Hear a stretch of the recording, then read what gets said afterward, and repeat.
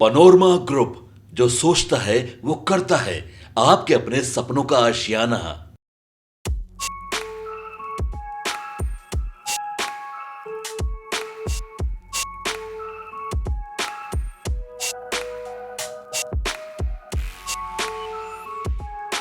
नमस्कार, news for nation देख रहे हैं आप और मैं हूं अदिति आपके साथ। बिहार की राजनीति में फिर एक बार गांव-गांव में जो है वो हलचल तेज हो गई है। जी, बिहार विधानसभा चुनाव 2025 के तुरंत बाद देखिए चुनाव हो गया, इलेक्शंस हो गए, रिजल्ट्स भी आ गए, नई सरकार जो है उन्होंने अपना कार्यभार संभाल लिया और उसके तुरंत बाद अब सबकी निगाहें जो हैं वो 2026 में होने वाली त्रिक्षत्रीय पंचायत चुनाव पर टिक गई है। अब हम आपको बताएंगे कि ये जो चुनाव है वो कब हो सकता है और अगर आप इस चुनाव के उम्मीदवार बनने की सोच रहे हैं तो आपको कौन-कौन से प्रोसेस जो है वो फॉलो करने पड़ेंगे और किन-किन बातों का ध्यान रखना पड़ेगा।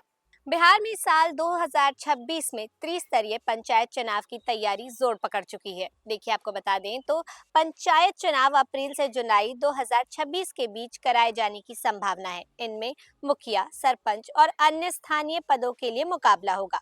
भले ही चुनाव की आधिकारिक तिथियों की घोषणा अभी शेष है, लेकिन संभावित उम्मीदवारों को पहले से ही सक्रिय होने का मौका मिल गया है, खासकर इसलिए क्योंकि इस बार आरक्षण रोस्टर में बड़े बदलाव हो सकते हैं। देखिए इस चुनाव में सबसे महत्वपूर्ण बदलावों में से एक है आरक्षण रोस्टर का अद्यतन।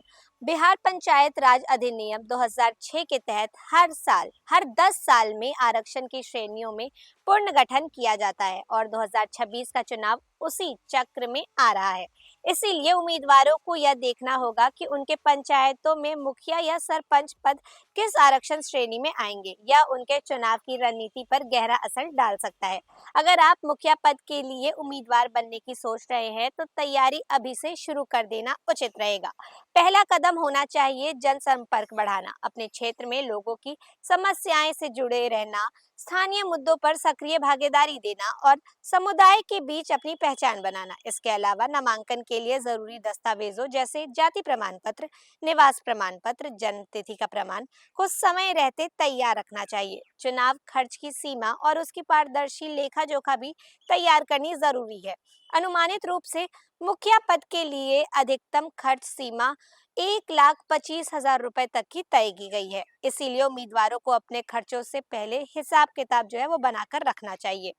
इससे न सिर्फ कानून का पालन होगा बल्कि निर्वाचन प्रक्रिया में पारदर्शिता और विश्वसनीयता भी बढ़ेगी। प्रशासनिक और कानूनी पक्षों को भी समझना उत्तम रहेगा। देखिए पंचायती राज अधिनियम की पात्रता मानदंडों को ध्यान में रखें, जैसे कि उम्र, निवास, अन्य योग्यता और चुनाव से पहले जमानत राशि और नामांकन प्रक्रिया पर लगने वाले नियमों की जानकारी हासिल करें।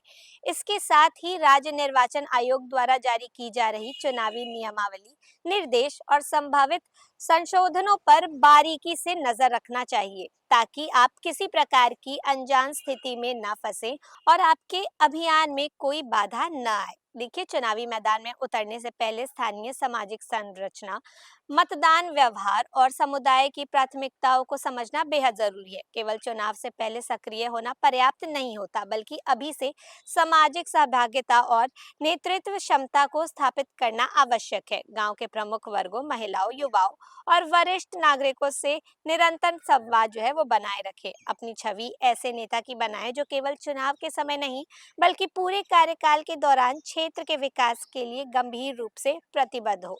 याद रखें पंचायत चुनाव में व्यक्तिगत संबंध और विश्वसनीयता किसी भी नारे या प्रचार से कहीं अधिक प्रभाव डालती है। तो देखिए अभी फिलहाल चुनाव के डेट्स रिलीज होने का वेट जो है वो किया जा रहा है। जो भी होगा हम आपको अपडेट करते रहेंगे, लेकिन अभी हमने आपको बताया कि अगर आप उम्मीदवार बनने का सोच रहे हैं इस चुनाव में तो आपको किन किन बातों का ध्यान रखना चाहिए। ऐसी ही तमाम जानकारियों के लिए बने रहे न्यूज फॉर नेशन के साथ। धन्यवाद।